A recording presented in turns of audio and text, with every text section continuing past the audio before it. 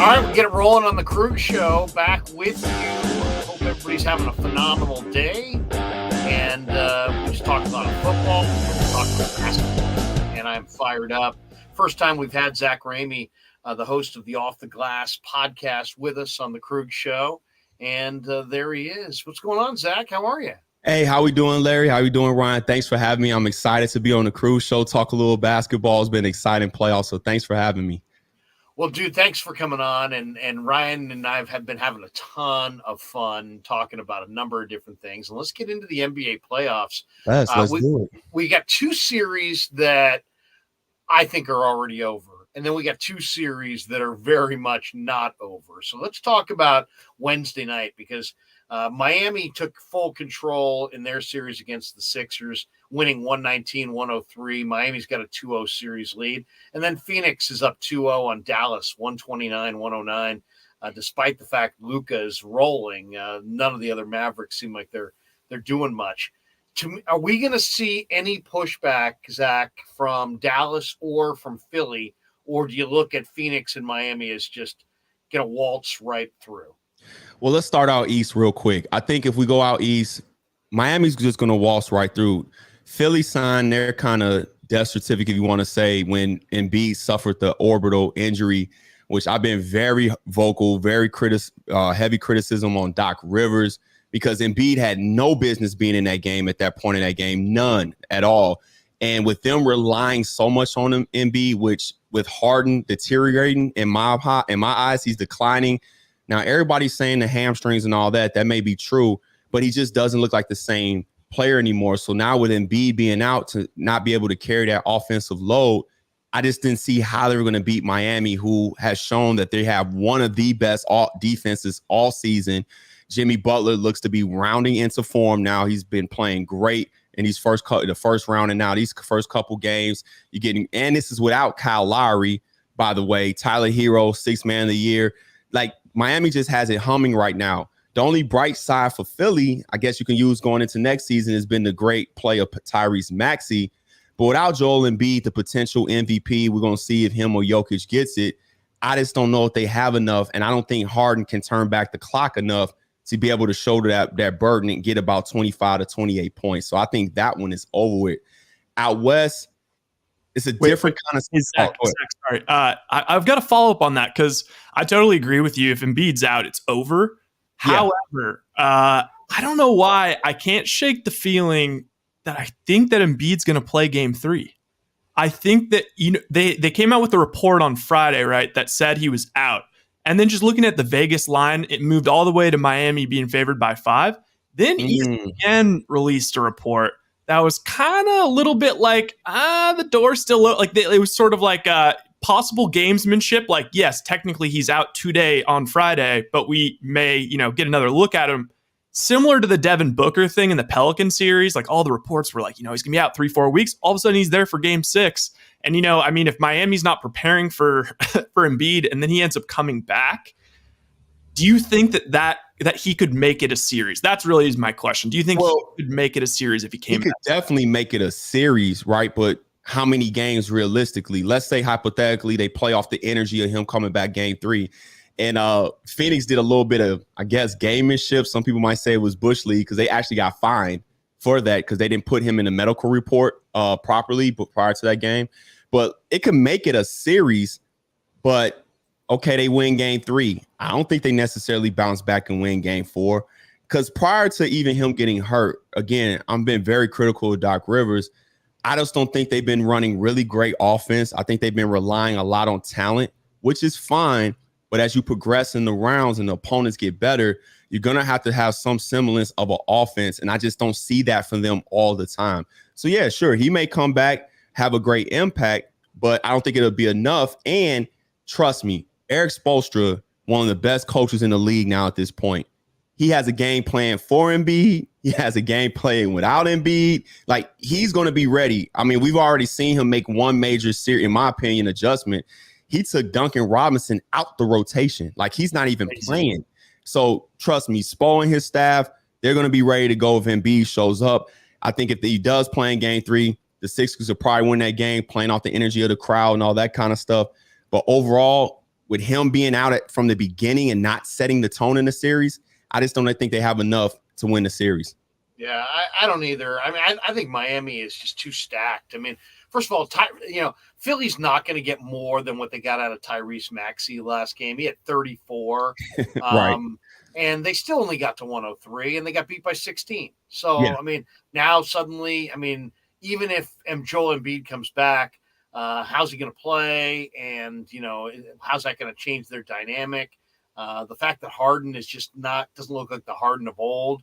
And then you look at Miami and between, Butler and Bam Adebayo, and then they can get points off the bench from Tyler Hero. They can get, a big performance out of Victor Oladipo. Yep. You mentioned they're not playing Duncan Robinson, but he's had games in the playoffs where he's gone for 25. So I just think, and then Miami's got the role players, the PJ Tuckers of the world are really solid. Max Strus, another guy. Yeah. Strus is another guy. I mean, Miami's got the role players. I think we're looking at a Miami-Milwaukee Eastern Conference final, but we're not there yet. But I just don't think Philly, something tells me Philly is not going to jump back in this series, that it's they fired their best shot, and we'll see. What do you make of Phoenix? I mean, Phoenix looked like they were going to struggle early on. They struggled with New Orleans, I mean, compared to how I thought it was going to go. But now Booker's back, and you've got Paul and Booker and Ayton and Bridges and Crowder. And that's a really strong lineup. And then I think they're one of the deeper teams. I like them getting Biyombo. Yep. Cam Johnson can flat out stripe it from the perimeter. So I still think Phoenix is going to be a really, really tough out for anybody. And I don't expect Dallas to get in that series at all. How do you see it, Zach? What do you think of Phoenix Mavericks? It's interesting because being on Twitter, there's been a lot of talk about this term heliocentric and Luka getting his guys involved more and Luka shooting too much. So I always go back during the playoffs and watch the games. And I went back and watched the first half of last game. I think it was the first 10 to 12 possessions I charted.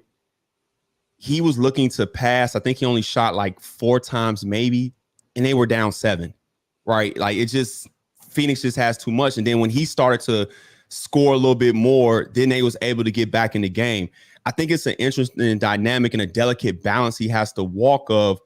Yeah, he does at times probably need to get those other guys involved. But the fact of the matter, Larry, their roster is a really good, like, regular season roster. They have enough talent to maybe get you out of the first round. But you're going to hear me say a lot, like a theme of me repeating myself. As the rounds go on, it gets tougher. The teams get better. The talent, it gets deeper. So what you start to see is, yeah, Jalen Brunson is a nice player, but as we advance, is he really a strong second option? Spencer Dinwiddie is a nice player, but is he really a third option on that level? Or is he a guy when he's playing at his best, he can maybe be a second or third? Or when Jalen's playing at his best, he can be at second. But what about those nights when you're being covered by Mikal Bridges, and then they're throwing Cam Johnson, and then they come in with Jay Crowder? Like, how Devin Booker is a really good defender now. Like, so how are you getting your offense then? So I think this is just showing to me, Luka is young, but they don't want to burn him out. If I'm the Mavericks, they might need to draft a little bit better on the back end of the draft and shore up their roster, because Phoenix, to me, I think this is Chris Paul's year. This is the best team he's had. As long as they stay healthy, I don't know how you beat them, because they went out and got JaVale McGee to shore up the center spot, because they got killed last year in the finals going against Brook Lopez and Giannis and all their size. And then, like you said, Biyombo was on the couch. He gets a hardship contract, and they signed him. Then they signed Torian Craig, another wing. So they just have a really, really good team. And I didn't expect it to be close, to be honest with you. I gave Dallas a game just off the respect of Luka, because I have Luka going into next season as one of the top 5 players in the league. I don't know what we waiting on. It is what it is. But outside of that, they just don't have enough. Phoenix is just really, really good team, especially if Devin Booker looks like the hamstring is a thing of the past and he's going to play like that. I have a follow-up on that. So do you think that Jason Kidd, because I actually heard him talking in the post game, and he was saying, basically, Luka, getting his 40 points or whatever, that's good enough to win games in the regular season, but in the playoffs, it's not enough, right? And then the big thing everyone was pointing out, like all the kind of statty analytic people, was, it was straight up. If you saw Chris Paul and Booker, do you see him in the press conference just like laughing at each other? Yeah. Like, they just abused Luka. I think the stat was 50. They put him in the pick and roll 50 times, and they had 1.72 points per possession, which is, if you're shooting only twos, that's 90% from twos. So right. You're burning them out. So I just wonder if Kidd, being a guy who kind of won a championship as a role player on a team that, they were all gelling together and working together. I wonder if he does something different like that we haven't really seen with Luka, like, plays him up, because he's just going to be too gassed down the stretch. But that's the tricky thing, because again, like I said, in that first half especially, there was moments, and then some people will say, because this was the pushback I got, well, he doesn't move when he's off the ball. I'm like, okay, yeah, that's probably true. But okay, now he's moving off the ball, and then what? Because again, when you watch them play, again, this is not the regular season. I like Brunson and Dinwiddie, but are they getting those guys the same quality of shots that Luka was getting them? Like, it's one of those things where I think this is more about, okay, we got Luka out the first round. What kind of roster are we going to build around him? An example I gave, people always want to look at free agency. Well, this year's free agency is not a really sexy class like that. Or people say we need the tank. Well, no, you just need to do a better job drafting in the late first round, the second round. You mentioned the Pelicans. Everybody could have got Herb Jones. Everybody could have got Trey Murphy. Anybody could have got Najee Marshall. Alvarado wasn't in the league. Now that you have your superstar, those are the kind of moves you need to make. Like Phoenix saw, we need a wing. We'll take Cam Johnson now, even though he's a 4-year player, right? I think that's what's more the issue than what can Kidd do. I guess he could play Trey Burke more because you paid him some money. But in all honesty, when you watch them, they're outmatched. What more can Jason Kidd really do to affect them winning the game? I guess Luke can go off the ball more, but I just don't see it. I just think they're outmatched in this series. And it just shows you how much work they still need to do to keep Luka happy and not burn him out, because he's only 21, 22. Well, and I'll tell you the other thing, guys, is like Luka is awesome. And they have some phenomenal role players, but those role players they play better when he's not there. It's like he dominates the ball to a point where they get stopped. They get caught just looking at him. Brunson has had 30 in games this year, but has he had it in any games where Luka's gone off? No. And then when you look at the other guys, they got to get points out of Davis Bertans. Yeah. Bertans can flat out stroke it. They got to get offense from some of those guys if they're going to hang in this series. The answer is they're not going to hang in this series, and they're going to go home. Let me ask you about Boston, Milwaukee. Yeah. We saw Milwaukee win game 1. And it looked like, wow, Giannis was going to take over. Like Boston had no way to stop Giannis. Then you get to game 2, and Giannis had good numbers. If you look at the numbers, you say 28 points, 9 boards, 7 assists. But he also had 6 turnovers.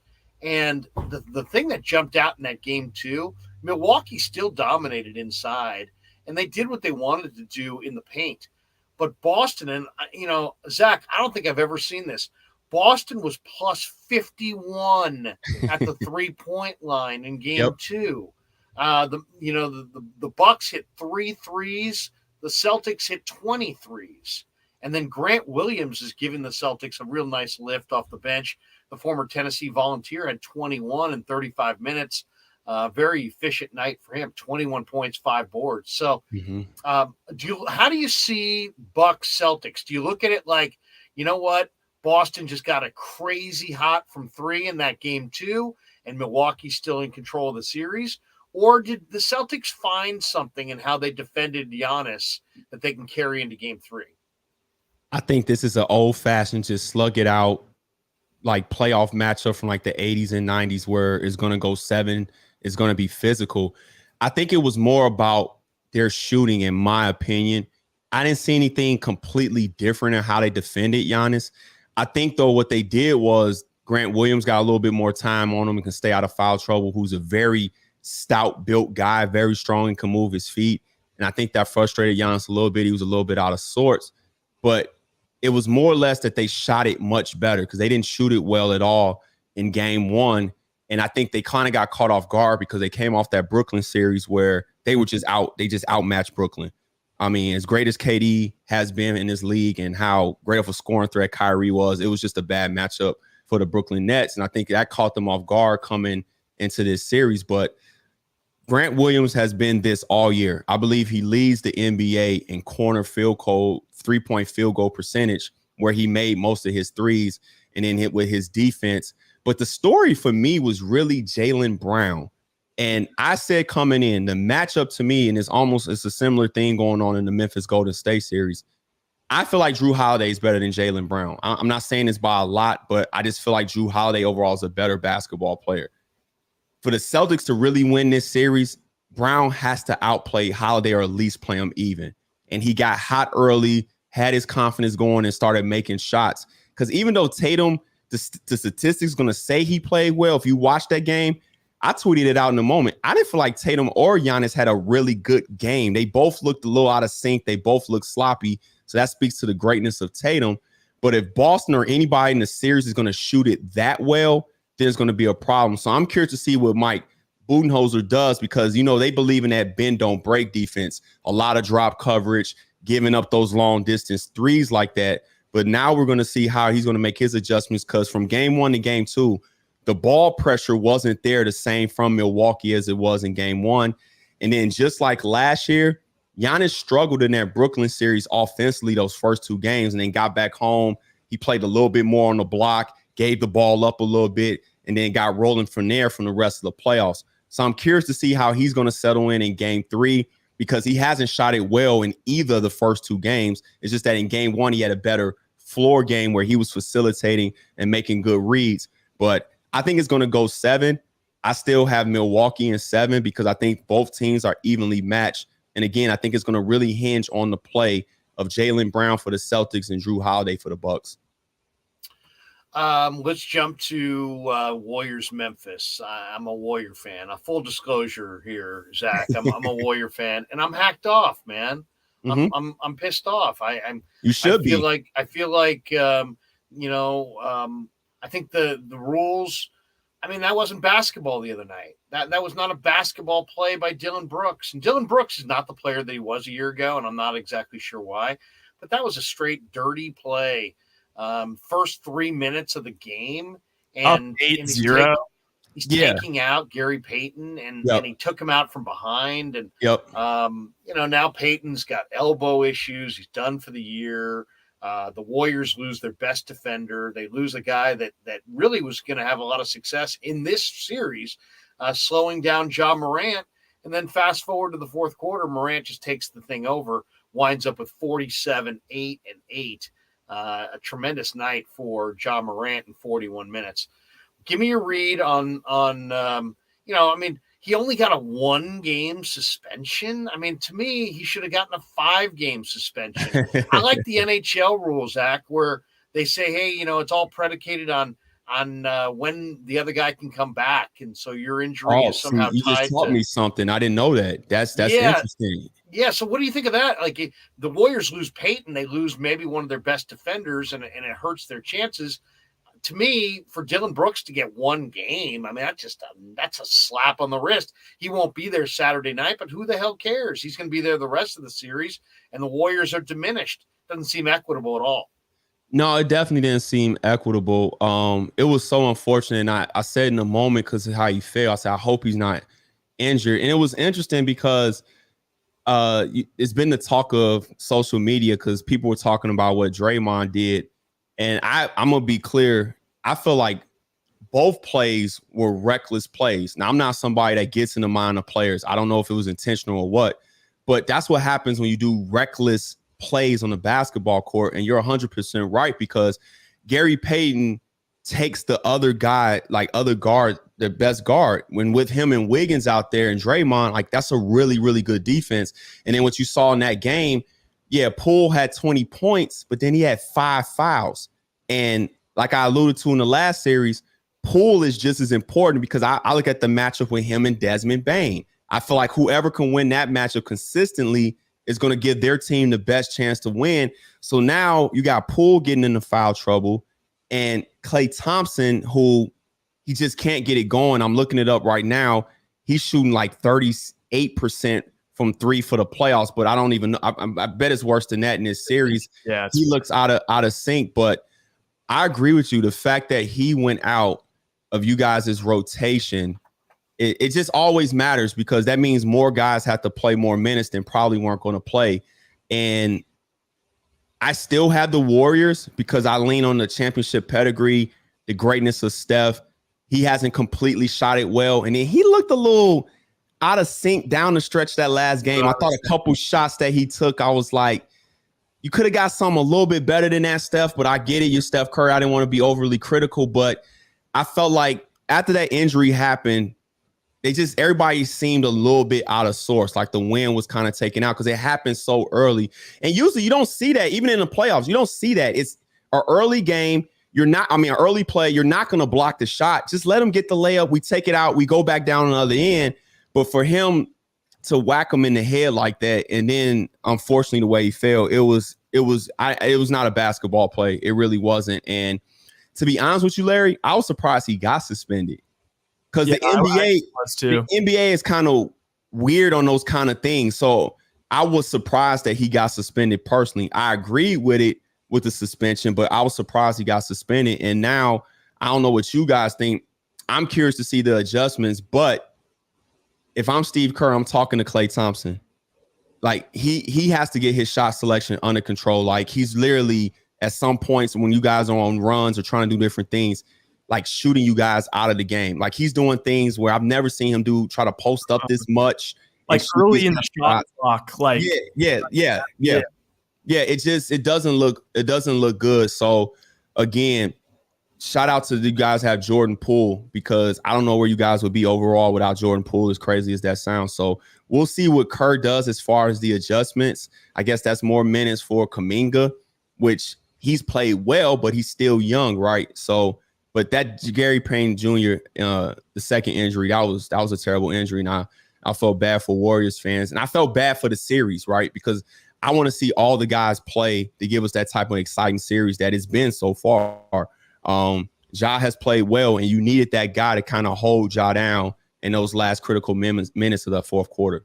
Even in it's just brutal because even going forward, I mean, man, how nice would it be to have GP guarding Chris Paul? Like, yeah, I mean, like the Steph, Klay, Dre. I mean, that was one of the things I was kind of confused about, or optimistic about, but also a little dubious of, is like the fact that we're playing Steph, Poole, who is an improved defender, but then Klay, who I mean, he's not a great defender anymore. I wouldn't say he's horrible, but he's just average now. So it's like the fact that we can throw all three of those guys out there, I was really dubious that like that was going to be able to hold up versus these teams with guards that can, actually attack these dudes. And so my big question is, do you think that, I mean, we've all watched the Warriors over the last, 7 years.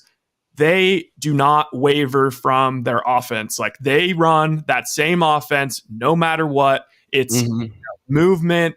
They're doing their thing. They're trying to get in their Warriors flow. It's the same thing. And you know what? It might just work in at home. And Jaw's been a little shaky on the road. But after watching Luka, them just going at Luka, do you think that Kerr would be willing to do the same thing to Ja Morant? Because right now Ja Morant is standing in the corner with Wiggins and not expending any energy at all on defense, and he's able to just completely control the game. I think with GP out, we need something that's going to slow him down. I think he's kind of a liability as a defender. I think we should be going at him.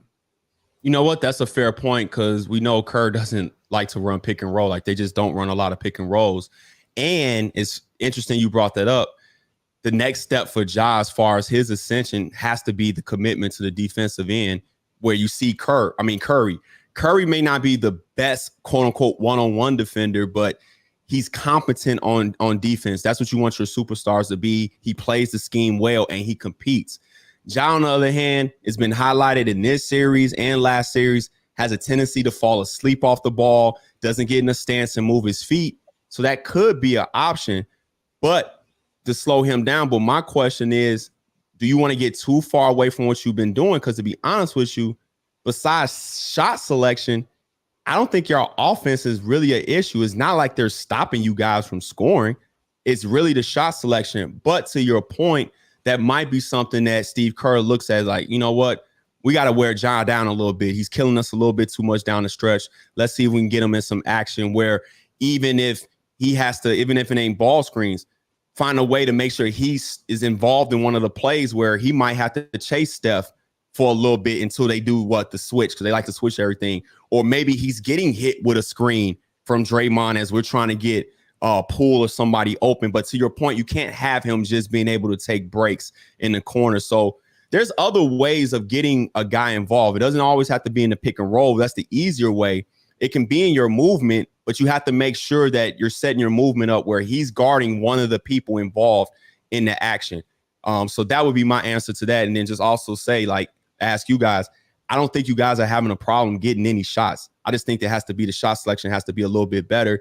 And it will help if Wiggins can shoot just a little bit better. If he can hit one or two of those open threes to go along with the great defense and rebounding and the offensive tip backs and all the other little things he's doing, I think Warriors still in 6. I still have the Warriors in 6. I'm not panicking. I don't know. I'm not sure how to feel about this series right now. Why? Because, really? Well, I mean, Desmond Bane and Dillon Brooks haven't done anything, and yet it's 1-1. What if Bane and Brooks get it rolling? See, that's my concern. The other concern I would have is I don't like the way the Warriors are defending Ja. He just seems like he's got total freedom to kind of do what he wants to do. I'd like to see them throw a Kuminga who's 6'8" with length and strength and athleticism. Throw him on Ja in the fourth quarter, before don't do it all game because he'll foul out, right. But throw him on Ja in 5 or 6 sequences in the fourth quarter and let Ja see if he can free himself up against a guy who's 6'9" with long arms, who's a better actual athlete than you are. To me, I want to see Kuminga I want to see somebody on Morant that bothers Morant. And then I want to see Bane and Brooks stay quiet.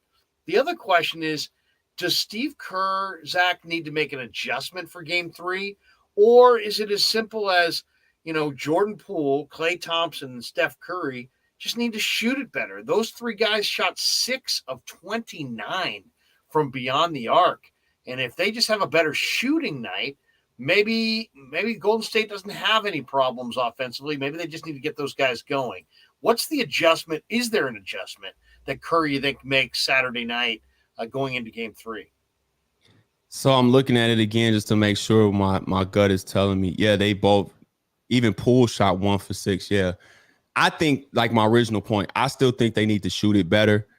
I don't agree with the adjustment letting Ja get a running start. I've never been a fan of giving guys in the NBA a ton of space because they can't shoot. I just never, even if you do that with Rajon Rondo, I've never been a fan of that, because if you're Rondo, now you can see everything and make great passes with no pressure. But if you're somebody like Ja Morant, you're just getting a running start and a full head of steam at the defense. So I will make that adjustment first. Let's close some of that airspace. Yeah, invite him to shoot, but I'm not going to just give him a running start. I like the Kuminga idea again in stretches to wear him down. Dillon Brooks, to me, he's been kind of, I don't know if you watched Minnesota series, but he's kind of been up and down all playoffs to go along with all season because he's been in and out of the lineup. To your point, I would be nervous about Desmond Bane because Bane has been phenomenal. I know he was dealing with a little bit of a back issue last game, so I don't know how. 3 days off too. Yeah, and they're saying he's responded to treatment, so he doesn't feel the same way. You got Steven Adams possibly coming back in the fold. I will also, too, in game 1, Jaren Jackson Jr. kind of, kills you guys. And to me, he's like a big X factor because I don't think y'all have anybody that can, when he really wants to go to the basket, that can really stop him. I think he's a matchup nightmare. But to your point, let's see if Kuminga can get some more length out there. But I would adjust just how we're guarding Ja overall, and then just say, let's get some home cooking and let's make some shots. Because again, I'm not walking away from those games. That's why I was kind of surprised when you said you're not sure. I'm not walking away feeling like they're not getting what they want on offense, aside from when Klay has taken a few bad shots, and even Steph uncharacteristic. But they're missing a lot of open, makeable shots that if I'm a Warriors fan and we've seen Steph shoot over the years, I wouldn't be nervous like that, because I think you guys will make some of these shots. And that's why I'm still leaning, Warriors in 6. Just shore up the defense a little bit, make a couple adjustments, but get home, feel good in your own arena, and make some shots. Yeah. Oh, go ahead, Ryan. Yeah, I mean, I think the other night, like when we were talking about predictions, I think that the Warriors are going to blow them out. I mean, at least game 3, I would be very surprised if they didn't blow them out. It's just what the Warriors tend to do in the playoffs. I mean, that's what's kind of surprising about it is they actually are a little bit susceptible to getting blown out themselves, occasionally on the road. And it's just been weird because these 2 games have been so good. Like, it's just been, wire to wire. And I really have a lot of respect for Memphis. Like, it seemed like every kill shot we threw. I mean, that Curry banked 3, I thought was a kill shot. I thought you don't usually see those teams lose. And I got to give it to them for sticking in. But one of the things I'm really looking forward to seeing, and this is really a sad thing to say, but it's just the state of the NBA. I want to see how the refs are going to, ref this game, because we're now getting to the point of the series where, there's a lot of stuff on tape, and that stuff gets showed to refs, and teams are, playing games. They're lobbying. They're, Steve Kerr's probably lobbying, saying, no, check out, Ja Morant, carried there. Or, Ja Morant, like those ones where it looks like he got fouled, he wasn't actually. Because I think part of the reason why they ended up in that defense where they were sagging off him so much is, it's as expected. And you reward the guy for being aggressive, but he's so freaking athletic. Like, when he gets into the lane and then he spins and then he hangs in the air and is contorting and then falls down, it's like there's just so many opportunities to call a foul there. And even if he doesn't get touched, it looks like it puts a lot of stress on the refs to make a call. And because of that, there was a lot of early touch fouls in both games on Poole, Klay, Steph, and it just kind of set a tone where it was like, crap, like we can't really guard this guy the way we want to be guarding him. You know what I mean? Like, we kind of have to sag off a little bit. So I think that's going to be a big thing. I mean, I'm glad you mentioned it, because I brought it up a little bit after the post game. The Steph's feet and his movement, I don't know if it's just because, this is a young athletic team, but he looked a little un-Steph-like, a little, his feet were dragging a little bit. He kind of was actually having a little bit of trouble one-on-one, getting separation. Like, he's kind of only move I've seen these like first 2 games in terms of getting separation has kind of been that, on the left side, does his little like in and out, it gives him a little chicken wing and then backs up and shoots the 3. Like, he hasn't quite. So I'm hoping that, he still is coming back from an injury. I'm hoping he looks like a lot more spry and like shot out of a cannon this game. And I was just looking at game 1 again. I mean, Wiggins was 1 for 5 from 3. Klay was 3 for 10. So even with that being said, this is a young athletic team. So it's no shot at Curry. It might be a little bit tougher getting to the basket, but his patented step back, I still feel like he's getting enough space. He just didn't knock a couple of them down that we normally see him make. And that's why, again, that's why I asked the question, do you guys feel like they're not getting good looks? Because I feel like they are. They're just not making shots. That's what I think. I'm concerned in this series because Memphis beat Golden State 3 out of 4 in the regular season. Yeah, it's a tough matchup. And Golden State, got that game 1 win despite the ejection of Draymond Green, and then they wind up losing Peyton, who's their best, one of their best defenders, one of the best defenders in the league, and an athlete. And they don't have him the rest of the series. And then you look up and say, well, it's 1-1, and Bane and Brooks haven't done anything offensively. And Bane, as you mentioned, Zach, is looked really good prior to this. Then you look at the box score and you say, okay, did Golden State get beat on the glass? Well, no, they were +3 on the glass. And then, well, did Golden State get beat in the paint? No, They were plus 18 on points in the paint. And those are two other areas that if Memphis could easily win those areas in game 3. They could out rebound Golden State.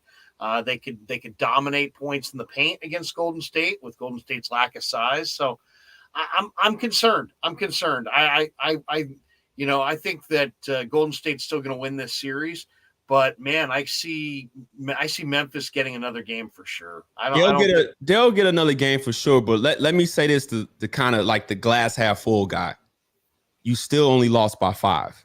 Right. Yeah. And really, if you look at they were in it. They had a shot. You look at the box score, it's really Ja Morant and nobody else. I mean, you got to do something about Brandon Clark, who's to me been the role player of the entire playoffs. I mean, just playing fantastic off the bench.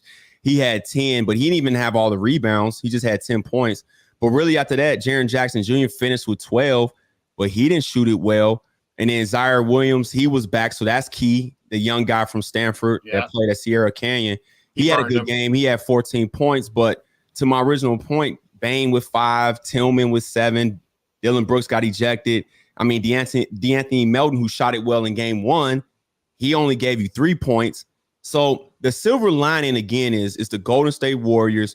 You have the championship pedigree, and you still only lost by 5 not shooting the ball well. That's why I wouldn't panic, but I'm not going to be surprised if Memphis gets another game. But that's not saying anything negative about the Warriors. That's just saying that this is a really worthy opponent. You close them out in 6. You get ready for Phoenix and go from there. Yeah.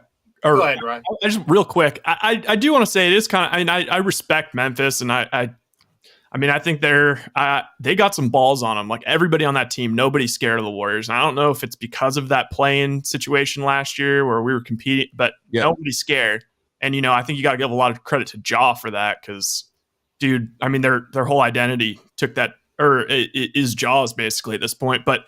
It feels a little bit like those old school series I would hear about where the up and coming Bulls versus the Pistons or like Memphis might be next. And it's going to be one of those things where, you look back and you're like, oh, remember that time when the Memphis, took the Warriors to 6 or 7 and all those close games. And, that was a sign to things to come. That's sort of what it feels like to me. We're the proven champions guy. I don't think they're going to get us this year. But it feels like a building block almost for this Memphis organization. No, and I said that this year with the Pelicans, for example, because I think with the play-in and with so much young talent in the league, I think each year you're going to see a guy use the play-in or have a good, solid regular season, have a really good play-in, get his team into the playoffs, and then take that momentum into next season. This year it was Brandon Ingram, so I'm curious to see what he looks like next year. And last year was Ja Morant. Because the Warriors were the only team last year to lose the play-in game at home. All the other home teams won. And I think Ja took that into the next series, took that confidence into this year. And for most of the season, played at points of where he was an MVP candidate they was talking about. So I agree. It could be that. And then I was looking at the screen. They was saying either side should be up 2-0. They should be down 0-2. And you could say that for either one. But in my opinion, just looking at how that game played out, and I'm not taking nothing away from Memphis. I love Memphis. I was one of the guys that said Ja Morant should have been number 1 in that draft. I love Memphis. But I really feel like just from the championship pedigree, the Warriors should probably be up 2-0 if they shot it just a little bit better. Because it wasn't necessarily the defense. I just think they were missing shots. And that's why I said, again, I got the Warriors still in 6, and I think they're going to shoot it better. We got Zach Ramey with us as we talk a little NBA playoffs from the Off the Glass podcast. He's with us on the Krueger Show. All right. I want both your guys' thoughts on this. Who's going to the finals? Who's winning it all? Who wants to go first? That's such a tough one. I'll go first. Or Zach, do you? Go ahead. Go ahead, Ryan. That's fine. I'm not going to change my pick. Yeah, who's going to the finals and who's going to win it? All right. After all that, on May 6th, Warriors are going to the finals out of the West. I just think they match up really well versus the Suns. I think, the last couple of games versus Phoenix, I think were pretty telling. I mean, we didn't even have everybody, but Aiden really didn't make a huge impact. Draymond did a pretty good job on him. I mean, as big and strong as he is, he's a little bit of a it's weird because he doesn't look finesse, but he's a little bit of a finesse big. And then, there's the weird Curry CP stuff. Like, it's just, it's happened so many times. And then, I don't know. Book hasn't shot good versus us all year. So I'm going to try and be optimistic, say the Warriors are going to be in the finals, and they're going to play the Boston Celtics. Wow. So you're going with the Celtics. Okay. The Celtics. What do you think? So, Zach, who do you like? Who's going to the finals? Who's winning it? I'm going to stick with my pick. 4 months ago, I said we were going to have a rematch. Okay. Bucks and Sixers. Bucks and Suns. I just think it's the Suns' year. See, because to me, Steph, I'm not saying he has to, but unless Steph can really go nuclear in that series, I don't think your bench and your role guys, I don't think you have enough from that perspective. And if DeAndre Ayton, by the way, is averaging 22 points on 70% effective field goal percentage, and those aren't dunks, he's been making all kinds of shots. If he's going to play like that, then that just gives them another added dimension. And that's my thing with the Warriors. And that's why, to your point, Larry, the Gary Payton, the second injury is huge, because I just didn't have confidence in your bench. And that was my question to Warriors fans when I would be in Twitter spaces is, don't get mad at us that are not fans that kind of want to see how these guys perform in the playoffs, because you have guys that are really, they're good players, but we've just never seen it. I've never seen Otto Porter in this spot. Bielitsa's not playing now, but he was one of the guys I've never seen in this spot. Jordan Poole, he's playing well, and it seems like that doesn't matter, but we hadn't seen him in this spot. So that would be why I give Phoenix the edge. I just feel like their role players and their bench is just better. That's just what I think. And as far as Milwaukee, I'm not overreacting. They won the championship last year. I think they get past the Celtics, which gives them some rest. They get Middleton back probably game 2. I think maybe game 3 at the latest, if I remember the timeline correctly in the finals. And then I just think it's Chris Paul's year. I'm a huge Chris Paul guy. I have on my point guard t-shirt, one of my designs I made myself. And I just think he's the last of a dying breed for a while. I think Darius Garland is an example of a guy that could probably get there, how he plays the game. But I just would really love to see Chris Paul kind of get his flowers and get that championship to go along, because the perception of him, either you love him or you hate him. And I just don't really understand it. I get it as a personality, but as far as a basketball player, he's top 3 in my eyes to ever play that position. It's controversial because I say this to Warriors fans. I don't feel like Steph is a point guard.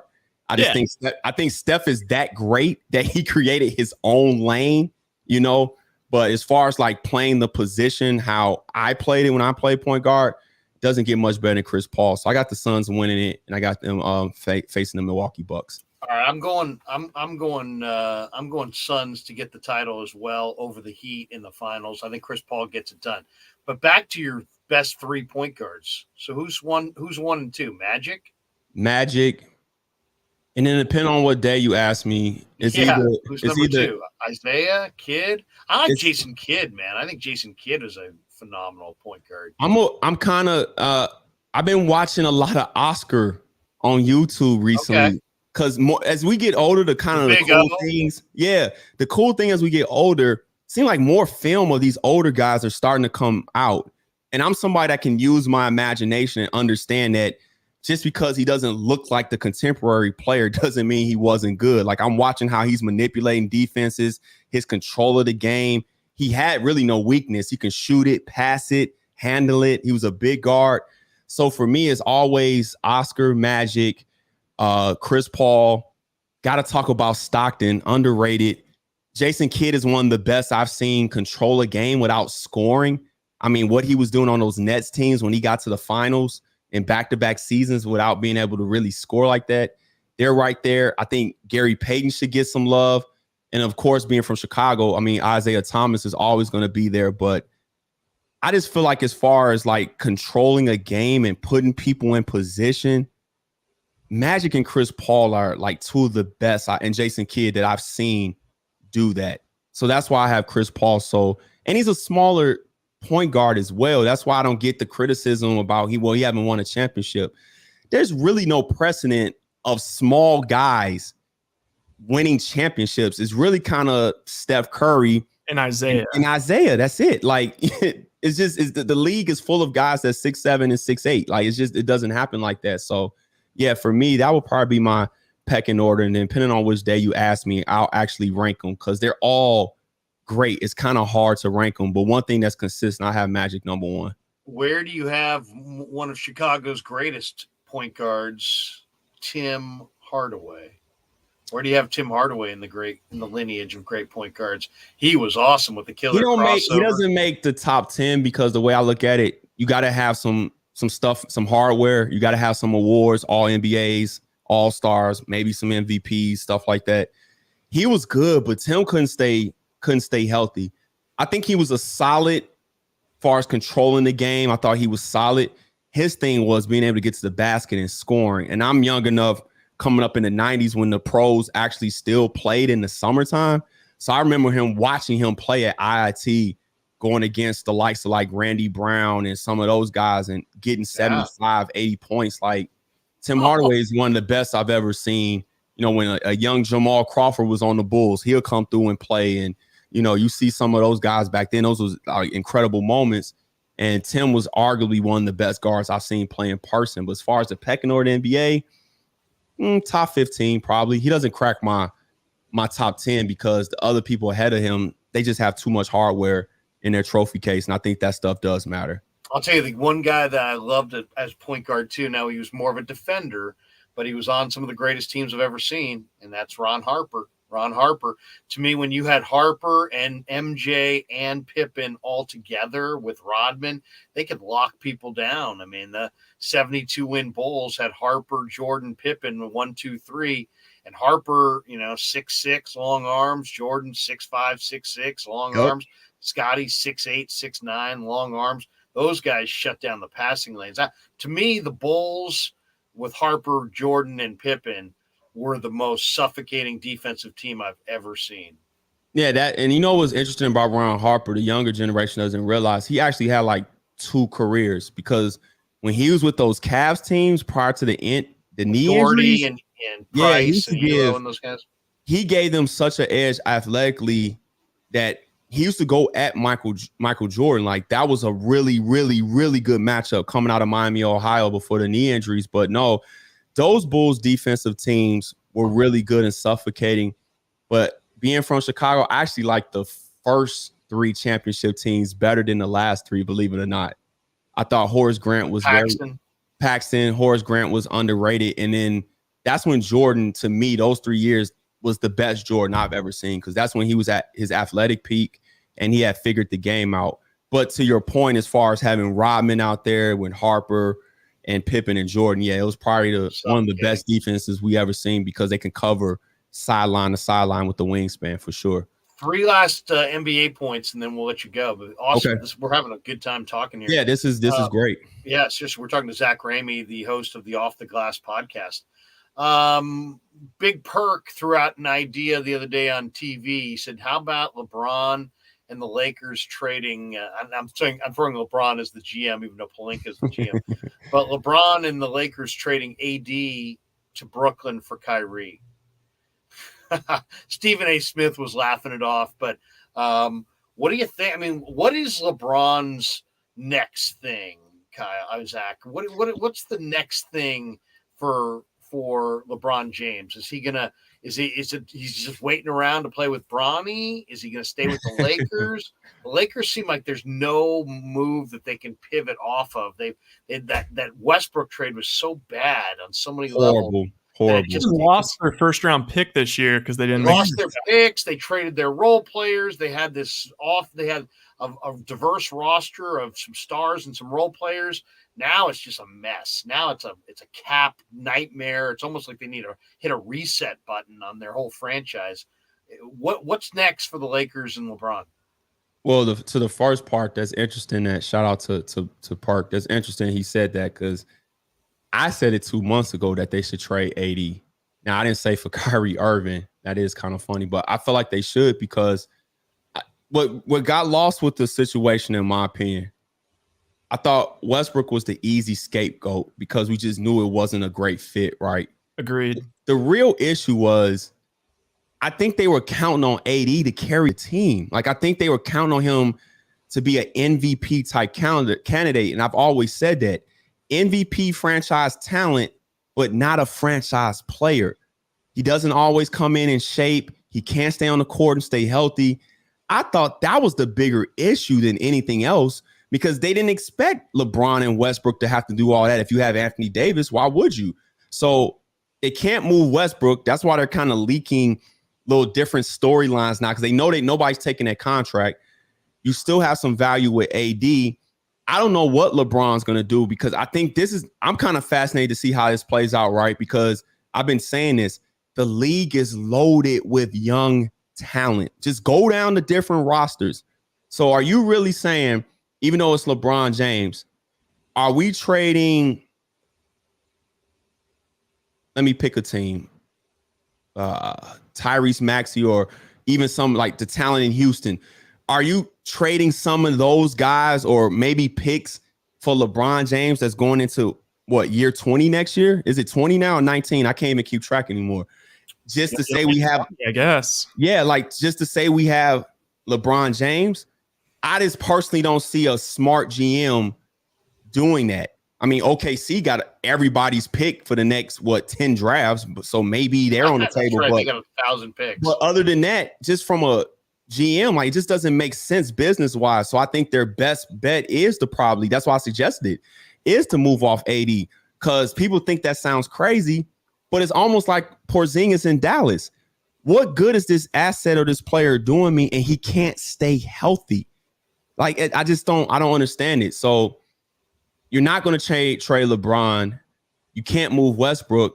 I think they're going to have to get better by moving AD, unless they're just like, we're going to run it back next year. And then if they do that, then, I mean, who's going to be the coach? What are your role players going to look like? So it's a disaster. It's a disaster. And to be honest with you, even let's say they don't trade for Westbrook. Maybe they brought in Buddy Hield, or people like to throw out DeRozan. If AD isn't AD, I still don't think it ends well. And I think that's the storyline that people are missing. AD did not play like a franchise caliber player that we expected him to play.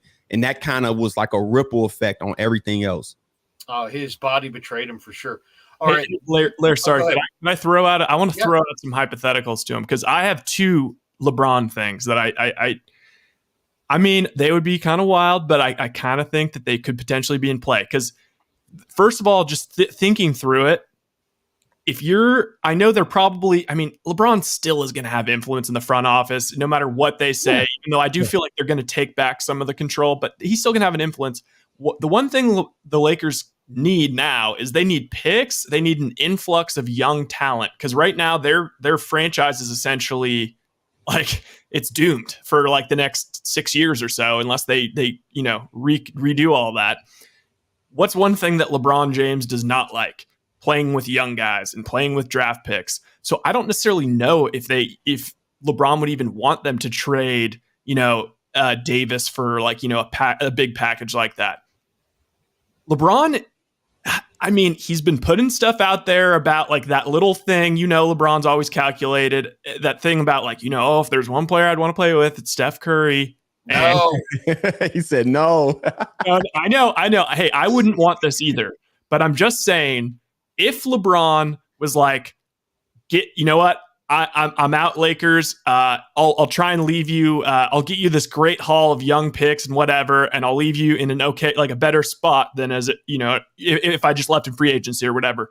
We could send them Kuminga. I wouldn't want to do this. Kuminga, Wiseman, picks. I don't know. Throw in whatever else. Moody. Larry, no.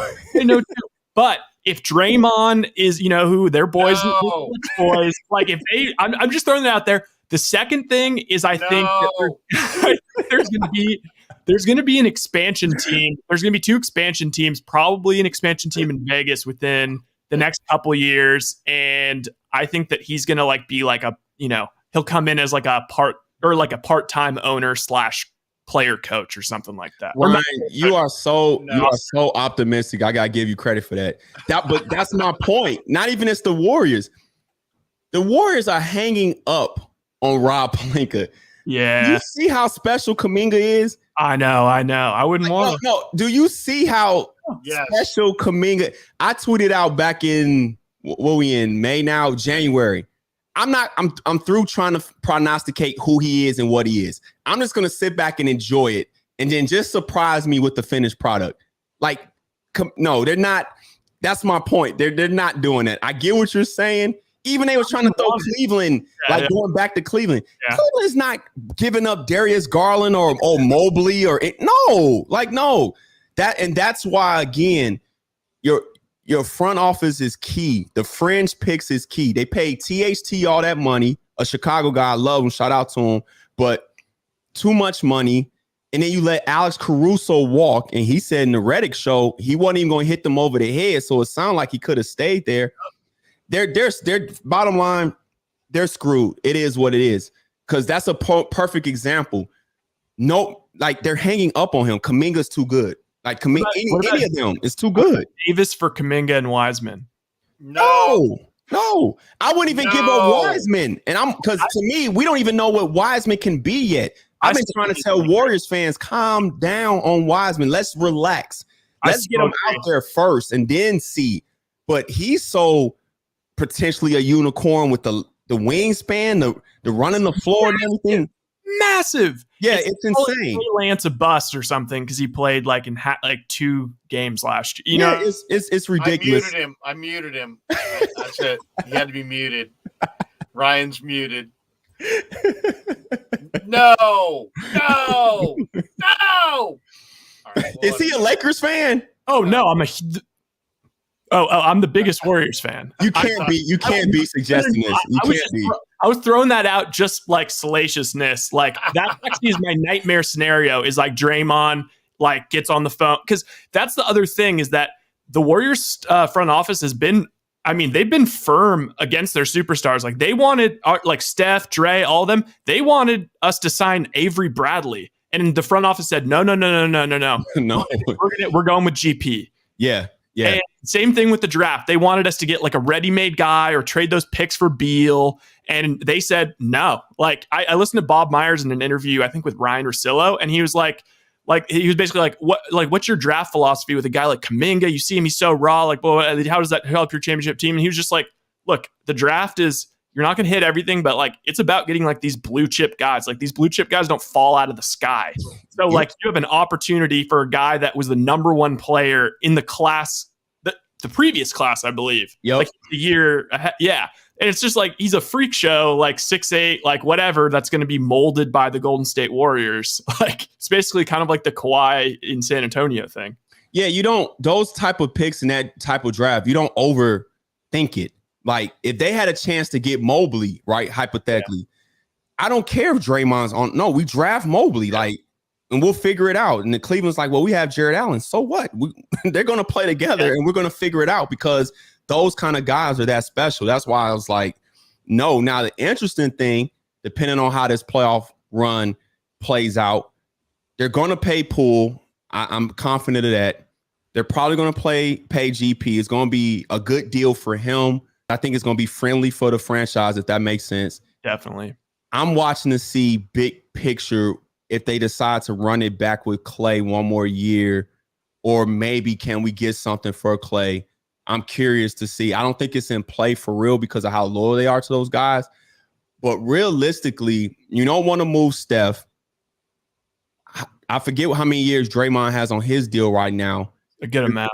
You're getting to that point where are we going to think about maybe moving one of those two with the emergence of the other young pieces like a Poole and Kuminga so we can get something back in return? I don't know how that would go. Wiggins has max money and his contract's coming up, and there's no way he's going to want a max, and they're not going to pay him a max. Well, here's a comment in the text strand from Matthew Mears. He says, "I fear Wiseman might be done. One more surgery on that knee. I don't think he will recover. I hope I'm wrong." Let's talk about James Wiseman because one of the rumors out there, guys, is that maybe the Warriors would send Wiggins and Wiseman to Utah for Rudy Gobert. Mm-hmm. Now, Gobert is making $46 million. But, man, I mean, he's a rim protector. Draymond's almost never operated with anybody behind him protecting the rim and covering his butt. So I don't know about this one, but I don't like giving up on I don't mind moving Wiggins, who obviously is an all-star now. Wiseman, to me, making that trade would be like saying that you think there's a chance Wiseman could be damaged goods. But if you added Gobert to what they have now, maybe they win a ring or two in the next 2-3 years. Andre Iguodala has already stated that he feels like the Warriors mishandled this year by going with Kuminga and Moody and not trying to parlay some of those picks and some of that young talent into guys that can help them win this year.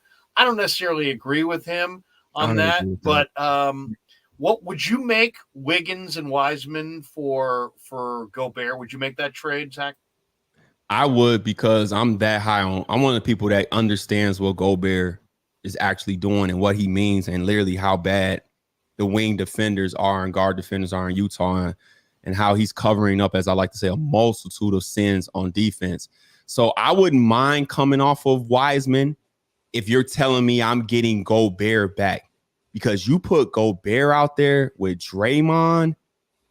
Let's see what Clay even looks like. GP2. Wow. Like I would be greedy and see if I can keep Wiggins, but I know you need Wiggins to be thrown in because of the money, right? Because the contracts have to match. But if you telling me I can get Rudy Gobert and that's what they want and maybe a pick, I would have to seriously consider that, because I think Gobert, it's funny because he's another one of those guys, like either you like Gobert or you don't. Like either you understand the value in what he's doing or you don't. And I just think in that system, playing defense, and all you want him to do is screen, and he's going to respect Steph Curry differently than Donovan Mitchell, if that makes sense. Yeah. So it's like, if he's not necessarily getting all the touches that he may think he deserves, which I don't side with him on that. He's not that great offensively like everybody thinks. Like if you watch him play, he doesn't have the best hands all the times. He doesn't make the greatest decisions. Sometimes it takes him a while to load up and dunk, and he gets fouled, and he's not always the best free throw shooter. But with that Warriors team, with Kerr and Curry and Draymond, I would do the deal if I could. That's me personally. Hey, let me pay the bills here, and then I got one last question for you guys. We're sponsored by Telmetrics.co. If you're an orthopedic surgeon, an occupational therapist, a chiropractor, or a physical therapist, Telmetrics is designed for you to use in your practice and will greatly benefit your patients. Telmetrics uses computer vision and artificial intelligence and provides a platform for outpatient rehab therapy services, both in the clinical and telehealth environments. Using Telmetrics can improve your patient's experience and much more. So for all your sports injury needs, and as well as if you're a physical rehabilitation specialist of any kind, be sure you go to Telmetrics.co, Telmetrics.co. And thanks to Casey Bateman and the people at Telmetrics for being a proud sponsor of the Krueger Show. And also thanks to Dan Coach Emilio, who's a retirement planning specialist. Check him out at securemoney.com on the web, or give him a call, 925-628-9966.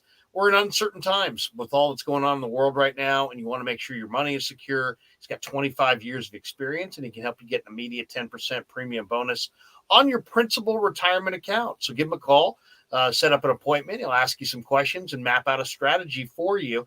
He's at 925-628-9966. Once again, securemoney.com on the web. And we thank Dan and Casey for being sponsors of the Krueger Show. All right, guys, last question. And Zach, we're really enjoying this. We're talking to Zach Ramey from the Off the Glass podcast. When you saw those numbers for game one of Warriors Grizzlies, they were off the charts. And they were off the charts because the Warriors are the it team in the NBA right now. People love Steph Curry. His popularity transcends basketball. It transcends, Bay Area sports fandom. He's a very, very popular player. And I think the Warriors style is also very popular. So I don't think there's any doubt when you look at those overwhelming ratings of Warriors Memphis in game one, that the Warriors are today's quote unquote it team in the NBA. Here's my question. Who's the next it team in the NBA? Who's that? Is it Memphis with Ja? Is it the T-Wolves with Anthony Edwards and Cat? Is it Boston and their young talent? Is it New Orleans and Zion's going to get back on the floor?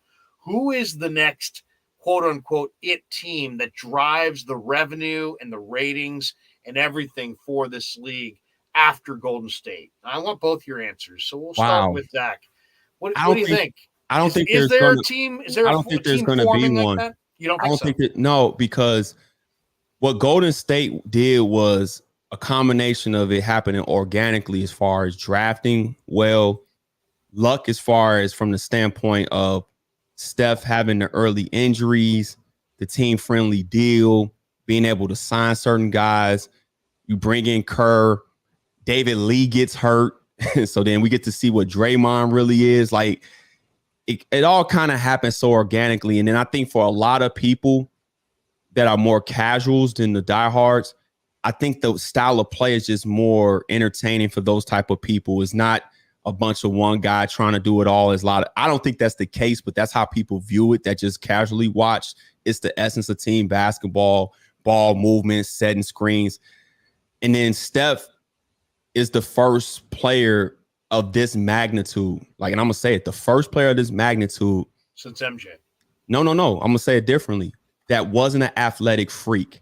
So the average person thought, I can be that. I can be that. I can relate to that. And I think that combination made them so unique and so great for this era. The good news is for the league, like I keep saying, it's loaded with young talent. So I can't even see who that team could be. I can barely see who the face of the league may possibly be. I think Ja, because of the excitement, the young crowd is probably going to get behind that. But I think Anthony Edwards can get there as well. I think Luka is special. We got Embiid, you got Giannis, you got Tatum. So to answer your question, I think Golden State is one of those teams that come along every once in a while and they leave their imprint on the league that's different than teams before them. Because in my opinion, Shaq and Kobe Lakers, I don't think Duncan and them were successful. I don't think they had that kind of appeal. So it's probably Shaq and Kobe Lakers, the Bulls of the 90s, and then this Warriors team. That's just the way I see it. What do you think, Rye? I mean, Matthew Mears on the chat says Phoenix. Vibes. But see, Chris Paul is older, though. Chris Paul. Right? They got Booker. They got Ayton. But, I mean, Vibes says the Rockets and the Cavs. I kind of like the Cavs with Mobley and Garland and Sexton and some of the moves, some of the guys they have. I think they're an up-and-coming young team. But what do you think, Rye? Do you see a team as the next it team, or do you agree with Zach? I mean, if the closest thing I could think of right now is maybe Memphis, just because they're going to kind of bring that thing that brings everyone to the TV, where like if you really like Memphis, you're going to like love them and it's going to be super exciting. You're going to love all the jaw stuff and the jawing and the attitude. But also, like, I think as they continue to play and go against other fan bases, as we're experiencing right now, I'm like, wait, I kind of hate Memphis, but like I would love to watch them. You know what I mean? Like, it's like, damn, like they all are like so cocky and like I respect it. Like I like that they have like so I don't know how that happens, that they've just somehow embraced like whatever Memphis does. Like when the city and the team are like simpatico, like that's just always the best. But yeah, I mean the craziest thing, and this is one last question I want to ask Zach. Because I'm sure, I know you used to play basketball. You played in Europe, right? Yeah, Europe and Canada. Yep. Okay. So I'm sure you still play pickup all the time. One of the things that, I think that everybody, all the like old heads and everybody's like, oh man, like the Warriors ruined. Like now when I go to the YMCA, everyone's shooting threes and whatever. And to some extent, I agree with that. But what I've noticed is when I've been playing pickup basketball, be it at the Y or 24 hour or whatever, what I've been noticing very weirdly, is people are moving off the ball and people are like setting screens and like even people that are like chucking threes are like running around. And it's like, whoa, like that's kind of cool. Cause like they're doing like kind of the Spurs ball movement thing, but like no one was ever going to play like the Spurs and pickup, but it's like they made it swaggy to like, you know what I mean? Like to pass the ball and go to one extra pass and everybody, you know what I mean? Yeah. It's interesting because I'm trying to say this because it's going to come across as cocky, but I never played a lot of open run or pickup with quote unquote just everyday people. Mm-hmm. I always play like with guys that either were playing overseas, used to play overseas. So like it's a little bit higher level of pickup. So to be honest with you, that's kind of how we played all the time. Yeah. And then when we got to game point, you'll see guys chucking threes because they want to.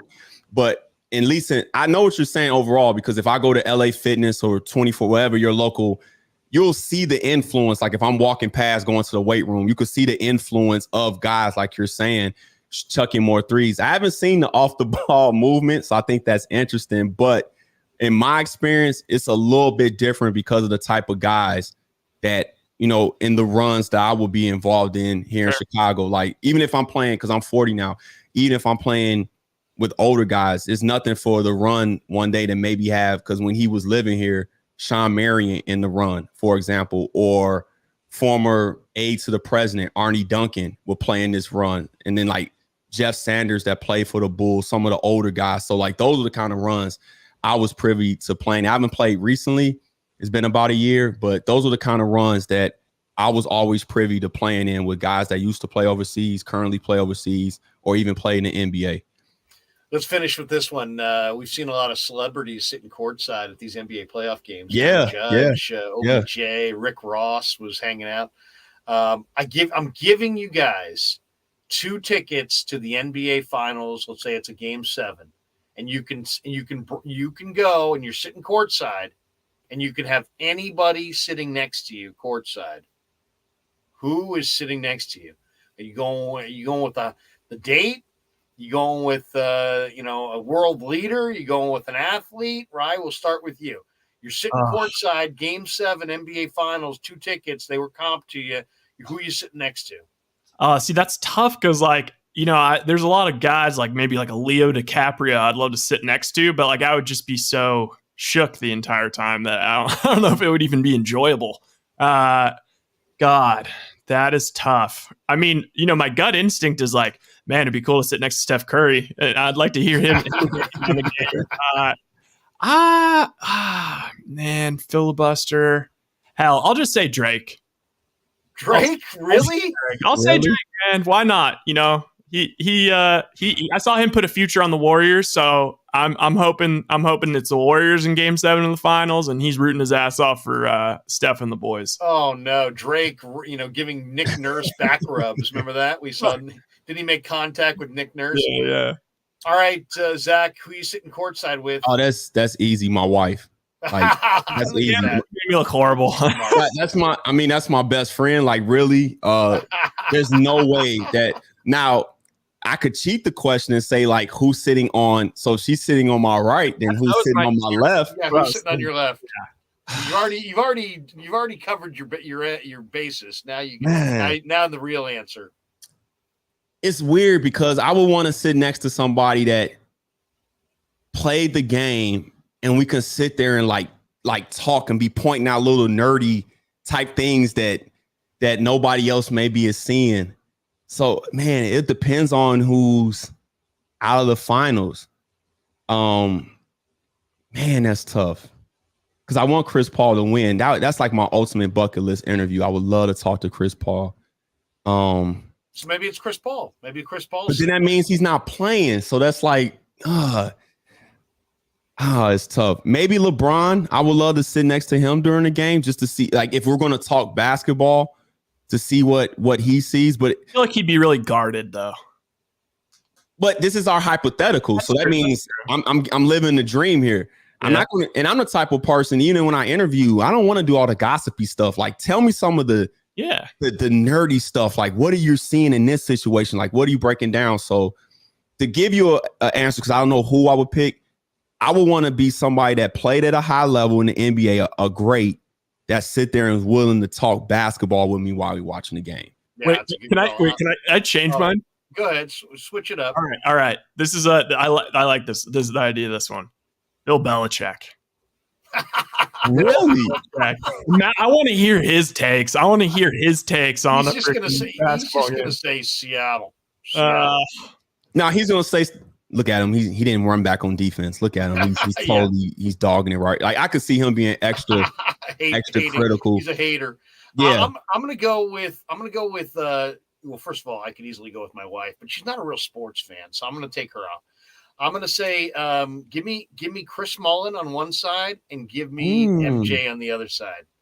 I want to hear a perspective from a guy who I want two cerebral guys who played in different eras but watch the game now. So, Mully's still engaged as far as he's watching the game now, and his insights on TV locally here, Zach, are phenomenal. And then MJ, just from the standpoint of he's the greatest that ever lived, and as the glove, you know what I mean? When he started making fun of GP in the Last Dance, that was awesome. Just the fact that Jordan could be talking sitting there, about anybody, and he's got, he's what? I'll take Jordan. I'll take Jordan. I want Kobe and may he rest in peace, because I always wanted to talk to Kobe. I thought that would be but as somebody that's been around Jordan a little bit, he would engage you. Like if you ask the right questions, like when he's not out in public, like he's not what people think. I could see if we're sitting next to him, you ask him the right questions and stuff, he'll engage you and talk basketball with you. He would. So I'll take MJ. I'll sit next to MJ. That's a good one. That's a good one. We'll finish on that. Hey, be sure to hit the like and subscribe button. Be extra sure to hit the notification bell so you can catch all the upcoming Krug shows. I'm loving the YouTube space. I'm having a ton of fun. Thanks for supporting my channel, The Krug Show. Thanks to Len. Thanks to Ryan. Thanks to the sponsors, Telemetrics. Thanks to Dan Coach Emilio.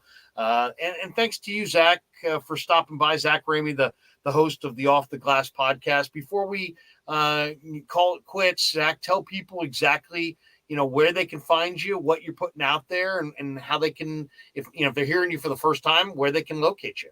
Well, thanks, Larry and Ryan, for having me on. We have to do this again. This was really a lot of fun. I enjoyed it. Everything is the Off the Glass podcast, the website. The podcast can be found on all streaming platforms. My Twitter is Zach Ramey at the Off the Glass. So Twitter is where I really love to engage. I'm not one of those people. As long as you're respectful, you follow me, I follow back. Let's talk hoops. And in my podcast, I drop an episode every Monday. Every Monday, I have a new episode coming out. So I got a lot to talk about this week for sure. We'll see where we are, because I usually wait till the last games are played on Sunday. So I kind of record a little bit late. So we got a lot to talk about this week. So make sure to check me out. Again, my motto, I didn't say that at the beginning, is fan of no team, but a lover of basketball. Thanks for having me, guys. Thanks for being here. Thanks to everybody for hanging out. Enjoyable hour and almost 20 minutes. Have a great rest of your day. Yeah, never met a man I've been scared of. Careful, you gon' get exactly what you asked for. Careful, whatever you bring me getting handled. I answer to no one, I don't need to hassle. Yeah.